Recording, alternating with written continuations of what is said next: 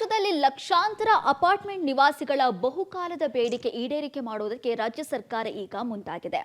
Apartment ಮಾಲೀಕತ್ವ, ಮಾರಾಟ, ಅದರ ಜೊತೆಗೆ ಕಾಮನ್ ಏರಿಯಾ ಅಸೋಸಿಯೇಷನ್ ಜವಾಬ್ದಾರಿ ಹಾಗೂ ನಿರ್ವಹಣೆಗೆ ಸಂಬಂಧಪಟ್ಟಂತಹ ಸಮಗ್ರ ಹೊಸ ವಿಧೇಯಕ ತರುವುದಕ್ಕೆ ಸರ್ಕಾರ ಸಜ್ಜಾಗಿದೆ. ಈ ಕುರಿತ ರಿಪೋರ್ಟ್ ಇಲ್ಲಿದೆ. ಅಪಾರ್ಟ್ಮೆಂಟ್ ಗೊಂದಲಗಳಿಗೆ ತೆರೆ ಎಳೆಯಲು ಹೊಸ ಬಿಲ್, ಅಸೋಸಿಯೇಷನ್ ಜೊತೆ ಸಿಎಂ ಸಚಿವರ ಸಂವಾದ, ಅಪಾರ್ಟ್ಮೆಂಟ್ ಹೊಸ ವಿಧೇಯಕಕ್ಕೆ ಸಲಹೆ ನೀಡಲು ಕರೆ. ಕರಡು ಮಸೂದೆಗೆ ಮುನ್ನವೇ ಅಪಾರ್ಟ್ಮೆಂಟ್ ಅಸೋಸಿಯೇಷನ್ಗಳು ಹಾಗೂ ನಿವಾಸಿಗಳಿಂದ ಅಭಿಪ್ರಾಯ ಸಂಗ್ರಹಿಸಲು ಮುಖ್ಯಮಂತ್ರಿ ಡಿಕೆ ಶಿವಕುಮಾರ್ ಮತ್ತು ಬೆಂಗಳೂರು ನಗರಾಭಿವೃದ್ಧಿ ಸಚಿವ ಕೃಷ್ಣ ಭೈರೇಗೌಡ ಸಂವಾದ ನಡೆಸಿದರು.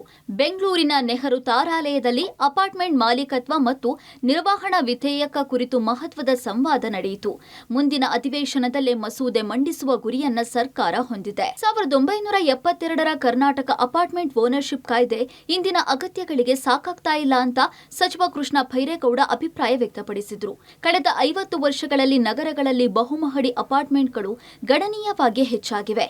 ಸಾವಿರಾರು ಫ್ಲಾಟ್ಗಳಿರುವ ಬೃಹತ್ ಸಮುಚ್ಚಯಗಳು ನಿರ್ಮಾಣವಾಗಿವೆ. ವಿಲ್ಲಾಗಳು, ವಾಣಿಜ್ಯ ಬಳಕೆ ಹಾಗೂ ಮಿಶ್ರ ಯೋಜನೆಗಳಿಂದ ಸಂಕೀರ್ಣ ಸಮಸ್ಯೆಗಳು ಎದುರಾಗ್ತಾ ಇವೆ ಅಂತ ವಿವರಿಸಿದ್ರು. When property is being given to you, you should have the right. You are the owners. ನನ್ನ ಅಪಾರ್ಟ್ಮೆಂಟ್ ಅಲ್ಲಿ, ನನ್ನ ಸ್ವಂತ ಬಿಲ್ಡಿಂಗ್ ಅಪಾರ್ಟ್ಮೆಂಟ್ ಅಲ್ಲಿ ನಾನೇ ರಿಜಿಸ್ಟರ್ ಮಾಡೋ ಅಪಾರ್ಟ್ಮೆಂಟ್, ನನ್ನ ಹೆಸರು ಬೋರ್ಡ್ ಹಾಕ್ಬಿಟ್ಟೆ, ಇನ್ನ ನನ್ನ ಹೆಸರಿಗೆ ರಿಜಿಸ್ಟರ್ ಮಾಡ್ಕೊಂಡಿಲ್ಲ, ನಾನೇ ಒಳಗಡೆನೆ ನಾನು ಬಿಡಲ್ಲ ಅಂತ. They are not allowing me ಇಟ್ ಸೆಲ್ಫ್. God has given me power to help people. ಎಂತ ವೆದರ್ ಬೆಂಗಳೂರಲ್ಲಿ ಇದೆ. All of them are coming here. ನಮ್ ಸ್ವಲ್ಪ ನಂಬಿಕೆ ಇದೆ ನಿಮ್ ಬಗ್ಗೆ ಎಲ್ಲ.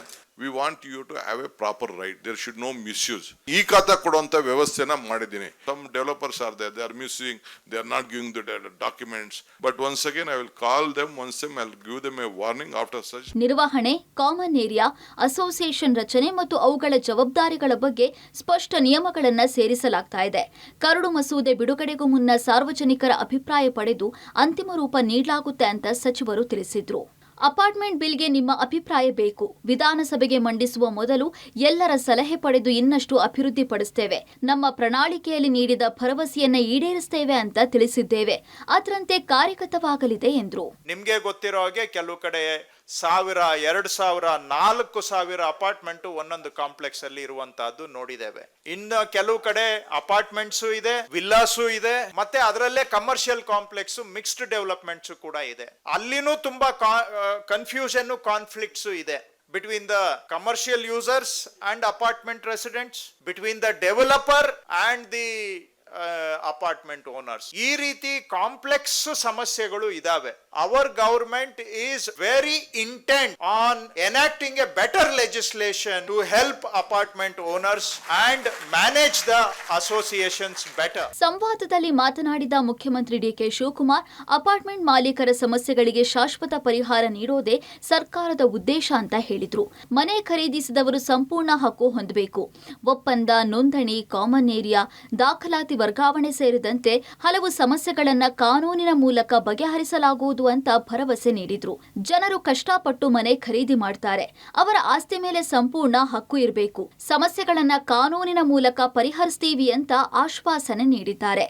ಬೆಂಗಳೂರಿನ 40 ಲಕ್ಷ ಆಸ್ತಿಗಳ ಪೈಕಿ 26 ಲಕ್ಷ ಆಸ್ತಿಗಳಿಗೆ ಈ ಖಾತಾ ನೀಡಲಾಗಿದೆ ಅಂತ ಮುಖ್ಯಮಂತ್ರಿ ಮಾಹಿತಿ ನೀಡಿದ್ರು. ಸಂವಾದದಲ್ಲಿ ಅಪಾರ್ಟ್ಮೆಂಟ್ ನಿವಾಸಿಗಳು ನೇರವಾಗಿ ಪ್ರಶ್ನೆಗಳನ್ನ ಕೇಳಿದ್ರು. ಅಪಾರ್ಟ್ಮೆಂಟ್ ಮಾಲೀಕರು, ಅಸೋಸಿಯೇಷನ್ಗಳು, ಡೆವಲಪರ್ಗಳು ಮತ್ತು ಸಾರ್ವಜನಿಕರಿಂದ ಸಲಹೆ ಪಡೆದು ಹೊಸ ವಿಧೇಯಕಕ್ಕೆ ಅಂತಿಮ ರೂಪ ನೀಡೋದಕ್ಕೆ ಸರ್ಕಾರ ಮುಂದಾಗಿದೆ. ಆಗಸ್ಟ್ 6ರಿಂದ ಆರಂಭವಾಗಲಿರುವ ಅಧಿವೇಶನದಲ್ಲಿ ಮಸೂದೆ ಮಂಡಿಸುವ ಗುರಿ ಹೊಂದಿರುವ ಸರ್ಕಾರ ಅಪಾರ್ಟ್ಮೆಂಟ್ ನಿವಾಸಿಗಳ ಹಲವು ವರ್ಷಗಳ ಸಮಸ್ಯೆಗೆ ಕಾನೂನುಬದ್ಧ ಪರಿಹಾರ ನೀಡುವ ಭರವಸೆ ನೀಡಿದೆ. Lokesh Kodagadala, public TV, Bengaluru.